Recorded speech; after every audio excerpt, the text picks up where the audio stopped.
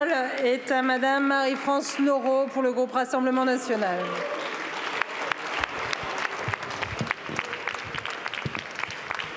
Merci Madame la Présidente. Ma question s'adresse à Madame la Ministre de l'Agriculture. La décroissance inexorable du nombre d'agriculteurs est depuis le lendemain de la Seconde Guerre mondiale un sujet d'inquiétude constant. Alors que la France comptait 2,5 millions de gérants d'exploitation agricole en 1955, le dernier recensement de 2020 annonçait moins de 500 000 agriculteurs du même grade. Le nombre de travailleurs agricoles ne concerne plus que 1,5% de la population active et 43% des exploitants agricoles sont âgés de plus de 55 ans. Dans cette perspective, la question de la formation de nos futurs agriculteurs porte en elle des enjeux cruciaux, de la maîtrise de notre souveraineté alimentaire à la conservation de notre crédibilité du 6e exportateur mondial sur la scène internationale. Nous devons encourager la formation des agriculteurs de demain. Les établissements d'enseignement technique agricole privés sous contrat avec l'État représentent les 3/4 des établissements scolaires relevant de l'enseignement agricole. Ils accueillent près de 60% des élèves et étudiants affiliés à différentes branches. L'une d'entre elles, le Conseil national de l'enseignement agricole privé, nous a alertés avec gravité des difficultés rencontrées par ces établissements, confrontés à une réduction de subventions du fait de la modification des méthodes de calcul qui s'exercent depuis 2022. Cette méthode, qui entraîne une prise en compte par l'État de sa part de financement direct, exclut les contributions régionales, ce qui a pour effet de diminuer significativement les subventions. Ce réseau nous indique que le manque à gagner s'élèverait à près de 40 millions d'euros.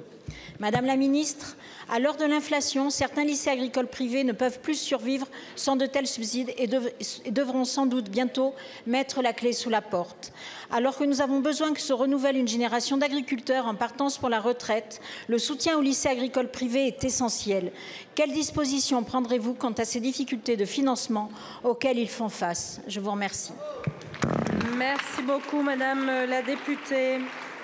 La parole est à Madame Annie Genevard, ministre en charge de l'Agriculture.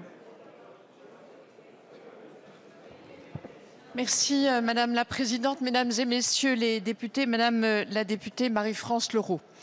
Je souhaite tout d'abord vous indiquer que je partage votre attachement à l'enseignement agricole, auquel l'enseignement agricole privé prend toute sa part.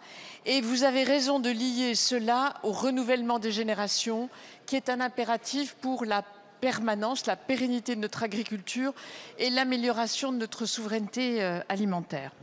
Alors, vous avez rappelé que beaucoup d'établissements agricoles privés relèvent du CNEAP, cette instance nationale, je le connais bien, et le CNEAP a instruit contre l'État un recours relatif aux subventions. Alors, c'est une situation dont j'hérite et qui n'est pas nouvelle, et qui trouve sa racine dans les lois de décentralisation d'il y a 20 ans. Qui n'ont pas prévu, contrairement au ministère de l'Éducation nationale, qui n'ont pas bénéficié en termes d'équité de traitement et de subventions en matière de financement du fonctionnement des établissements privés.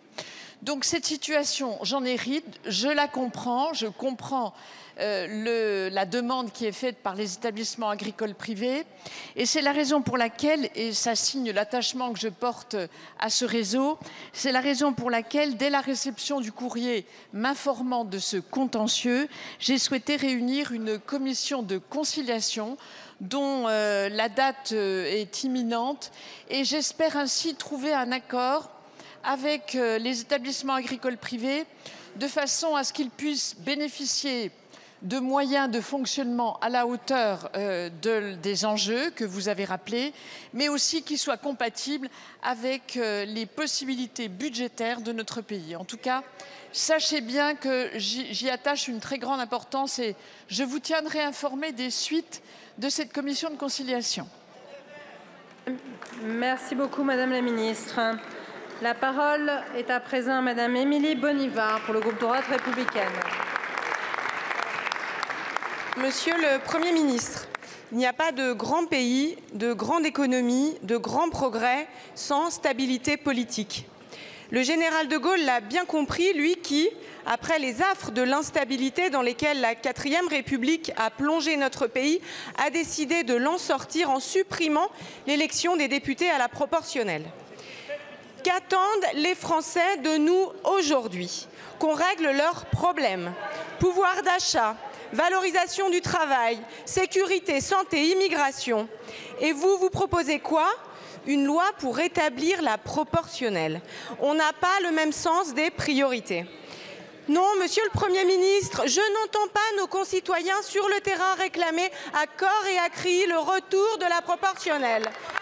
En revanche, je les entends bien dire leur colère face au spectacle qui se joue à l'Assemblée. Bordélisation permanente, tension croissante et surtout,